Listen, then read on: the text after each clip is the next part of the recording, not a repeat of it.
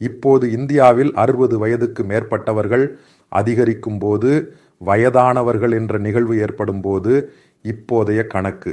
அது அடிப்படையில் அது அரசாங்கத்திற்கு பெரிய பொறுப்பு. ஏனெனில் அவர்களின் உற்பத்தி திறன் அதிகரிக்கிறது. அவர்களால் மேலும் பழையபடி வேலை செய்ய முடியாது. பின்னர் அவர்களுக்கு அரசாங்கம் ஓய்வூதியம் கொடுக்க வேண்டும். அவர்களின் ஆரோக்கியத்தை கவனிக்க வேண்டும். இதில் ஒரு பெரிய தொகை செலவாகிறது. இது அரசாங்கத்தின் பட்ஜெட்டையும் அரசாங்கத்தின் எதிர்கால பொருளாதார வளர்ச்சியையும் பெரிதும் பாதிக்கும். இது இந்தியாவில் மட்டுமல்ல, உலகம் முழுவதும் நடந்த விஷயம். இது பல ஐரோப்பிய நாடுகளும் எதிர்கொள்ளும் பிரச்சினை. ஜப்பான் எதிர்கொள்ளும் பிரச்சினை, இத்தாலி எதிர்கொள்ளும் பிரச்சினை, ஜெர்மனி எதிர்கொள்ளும் பிரச்சினை, யூகே மற்றும் பிரான்ஸ் எதிர்கொள்ளும் பிரச்சினை.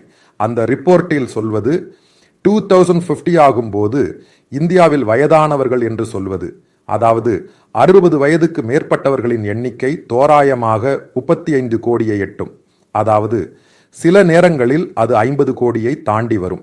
50 ஆண்டுகள் கழிந்த பிறகு இந்தியாவின் மக்கள் தொகை என்று சொல்வது இந்த 140 கோடி அல்ல. அது சிந்திக்க வேண்டிய விஷயம். அது நேராக மாறி அது 100 கோடிக்கு கீழே வரும். ஏனெனில் புதிய குழந்தைகள் பிறக்கவில்லை.